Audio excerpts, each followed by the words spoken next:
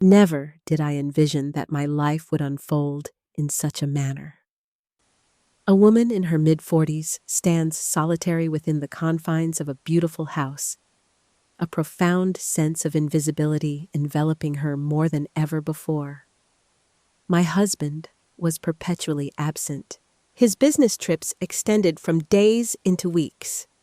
Upon his return, his presence seemed less a heartfelt reunion and more a mere formality. Our conversations scarcely ventured beyond the realm of trivial exchanges. It had been years since we had shared any semblance of intimacy. I maintained a facade, prepared meals, tidied up, and greeted the neighbors with a smile. Yet within, I was diminishing.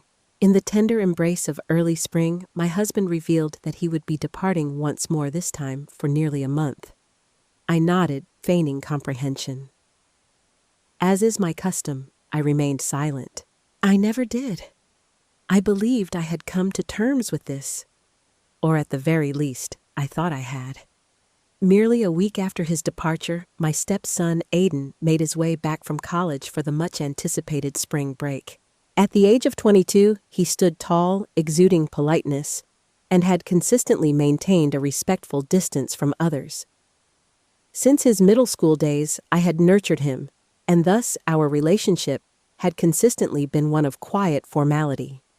Yet now, he stood as a man, and there was a shift in the way his gaze met mine. At the outset, it was far from inappropriate. Yet it was unlike anything else. I observed that his gaze seemed to rest a moment longer than usual. His compliments, once delivered with a light touch, now carried a weight of intimacy. "You look beautiful today," he said one morning in the kitchen, his voice imbued with warmth. I brushed it aside with a chuckle, yet my heart fluttered. Our paths began to intertwine more frequently, largely by happenstance. He would assist with the groceries, propose to prepare dinner alongside me, and keep me company during late-night television shows. I endeavored to dismiss the escalating tension, yet I was not oblivious. Each time his hand grazed mine, and every moment he lingered a breath too near, I felt it deeply. As the day drew to a close, we found ourselves on the porch, captivated by the vibrant hues of the sunset. He expressed his admiration for the way I kept the family united, for the strength I showed for his father. I found myself at a loss for words. It had been years since I had received such praise. There was a quality to his voice, soft, yet sincere, that pierced the barrier I had constructed around my heart. I gazed at him and perceived more than just my stepson. A man caught my gaze, a man who acknowledged my existence. That night, slumber eluded me. I found myself revisiting our dialogues time and again. The intensity of his gaze, the fact that I remained still, I convinced myself it was all innocent. Yet beneath the surface, I was acutely aware of the deception I was weaving. I understood that this feeling transcended mere loneliness. I had traversed an emotional boundary that I could no longer ignore. Upon encountering him once more the following morning, the sight of his smile stirred a sense of unease within me. A yearning for attention was stirring within me, a deep desire to feel wanted, even if it was misguided. After an extended period of slumber, I found myself alert for the first time, yet a sense of fear enveloped me. I had yet to take action, but the awareness of my proximity to a precipice loomed large. If an intervention didn't occur soon, I feared I might be unable to retreat from the inevitable tide approaching. It was on a Thursday evening that IT unfolded. The house lay in silence, the atmosphere thick with an unusual weight. Just as I completed my dinner, the rain began to pour fiercely, and then came the abrupt darkness of a power outage. In the absence of lights and distractions, with only the flickering glow of candles to provide warmth, the ambiance transformed. Aiden entered the living room, 2 glasses of wine delicately balanced in his hands. "I thought you might find this helpful," he said, a gentle smile gracing his lips. With a moment of uncertainty, I reached for the glass. We lingered in quietude, the sole melody being the rain's gentle percussion upon the windows. The wine lowered my defenses. Our dialogue meandered through the landscape of memories, weaving in and out of the tapestry of emotions. He shared his feelings of being adrift, lately expressing gratitude for the comfort of home and the sense of safety he found in my presence. The truth washed over me, bringing a sense of solace. Then he uttered a phrase that froze me in my tracks. "It's astonishing how little you recognize your own brilliance, isn't it?" I gazed at him, a swirl of confusion in my mind, yet he held my gaze steadfastly. "You are worthy of a person who truly recognizes your essence." He went on, "someone who genuinely ignites a sense of vitality within you." My heart raced with fervor. I felt the urge to brush it aside, to convey that this was not acceptable. However, I chose not to. I allowed his words to permeate my thoughts. I found myself yearning for affection, for validation. In that instant, the identity of the giver held no significance. I confided in him that there were moments when I sensed myself slipping away within these walls, as if no one truly noticed my presence any longer. He extended his hand toward mine, cradling it softly, and I found myself not wanting to withdraw. It seemed utterly instinctive, enveloped in silence, as if our presence here was dictated not by desire, but by the inexorable pull of fate. His touch was gentle, almost tentative. It lacked aggression. It was gentle and heartfelt. After years of fading into the background, I finally felt seen. His gaze transcended mere observation, delving deeper into my very essence. They embraced me, occupying the void my husband had long since left behind. He inched nearer. I ought to have intervened. I did not. Our lips met gently with a lingering tenderness. The kiss conveyed a depth of emotion that language could never capture. It was neither chaotic nor hurried. It was profound, brimming with the emotions we had long concealed. As it concluded, we lingered in quietude, each of us acutely aware that we had traversed a line that could never be erased. I rose from my seat, declared my intention to retire for the night, and departed, leaving him in silence. Yet slumber eluded me. My heart pounded in my chest. My thoughts whirled in a tumultuous dance. I was acutely aware of the wrongdoing that lay between us. It transcended the mere act of a kiss. It was an act of treachery. Not merely of my husband, but of all that I believed I represented. And yet a fragment of my being remained untouched by regret. A fragment of my being stirred, recognized, and caressed in a manner I had long since overlooked as attainable. Words failed to capture it. I had no desire to do so, yet I was acutely aware that everything had irrevocably changed. A transformation stirred within me. Something I could never restore. The following morning, I steered clear of making eye contact. I navigated the kitchen as if all was well, yet an unsettling dissonance lingered in the air. Aiden strolled into the room with an air of nonchalance, yet I could sense a shift in his demeanor, calm, self-assured, as if a boundary had been crossed, and he bore no remorse for it. He extended a kind offer to assist with breakfast. I inclined my head, my gaze fixed elsewhere. The unspoken tension that lingered between us was palpable, a force that could not be ignored. The kiss remained unspoken between us. Neither of us dared to mention it, yet it lingered in the atmosphere, a secret too palpable to dismiss. I repeatedly reassured myself that it was merely a fleeting moment, a fragile misstep in discernment. Yet, as his hand grazed mine once more, I remained still. As he positioned himself just behind me to grasp a plate, an involuntary response coursed through my body. Within me, a tempest of shame and excitement surged.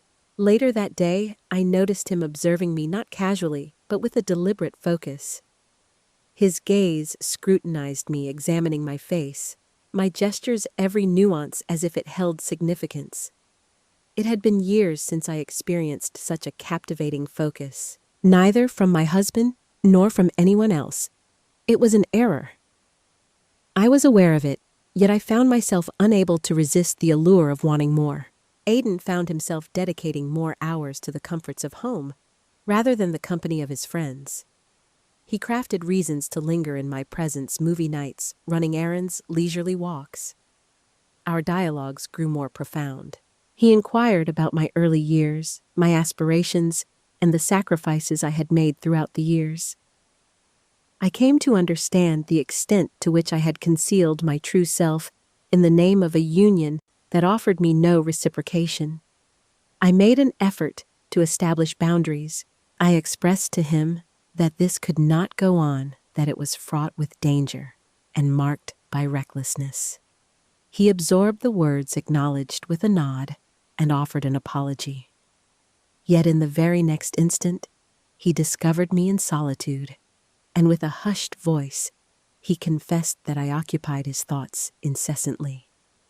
He believed I was worthy of far more than being abandoned by someone who remained oblivious to my tears as I drifted into slumber. Each word pierced through the fabric of my being, mending the frayed edges of my soul. One evening, he gently caressed my face and whispered, "You need not continue the charade. It is permissible to embrace your emotions once more." I chose not to respond. I had no need to. The glance I cast his way conveyed everything. The boundary of emotion had been irrevocably breached. The ensuing events were entirely unanticipated. It was destined to happen. I no longer recognized the person I had become.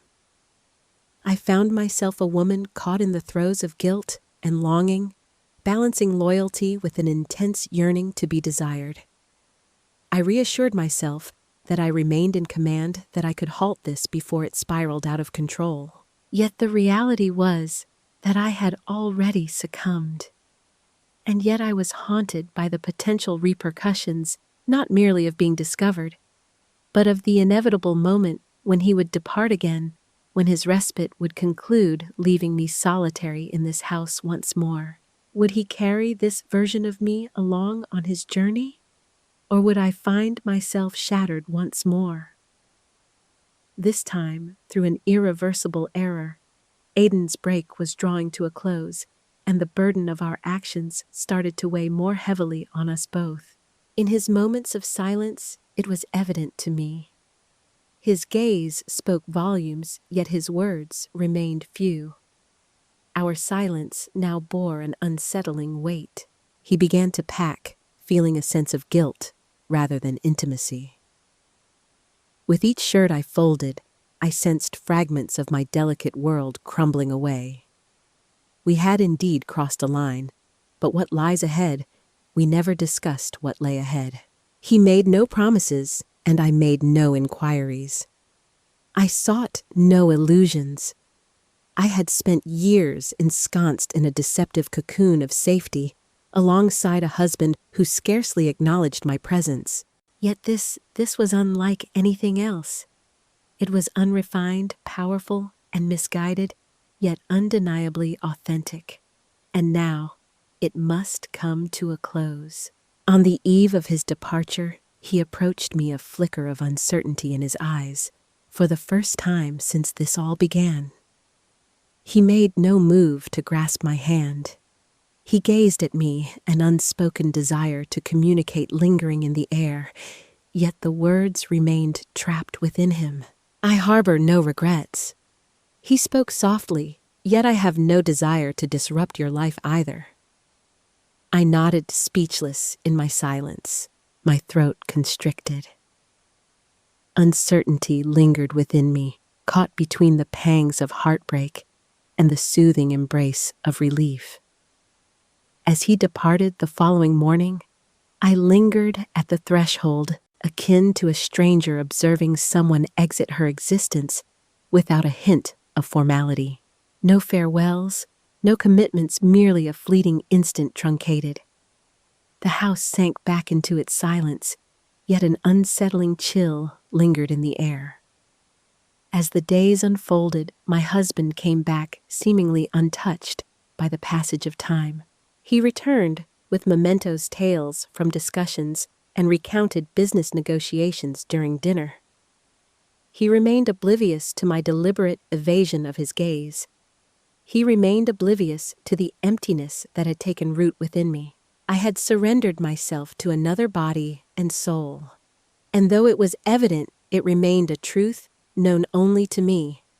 Initially, I believed guilt would engulf me, yet what washed over me was a profound sorrow, not solely for my actions, but for the countless years spent in the shadows feeling unseen. The treachery lay not merely in the kiss or the caress. It was in the moment of understanding that an individual who was never meant to hold significance had perceived me with greater clarity in a mere week than my husband had managed over the span of years. Aiden sent a brief message, "Take care of yourself." For hours I found myself transfixed by it, contemplating every detail before finally mustering the resolve to erase it. I understood that we could not persist, and I was equally aware that returning to the past was not an option. I had transformed, and that transformation was irreversible. Ultimately, I found myself in a marriage that appeared whole on the outside, yet was utterly empty within. I spent my days alongside a man who believed that all was well. As I bore the burden of decisions that were irrevocable, I found myself unable to reclaim what had been lost. Perhaps the true consequence lies not in the act of being discovered, but in enduring the weight of unspoken words. I discovered that love devoid of attention is merely a routine, while attention lacking commitment is nothing more than a lure. In the midst of it all, I misplaced a fragment of my being that is forever beyond my reach.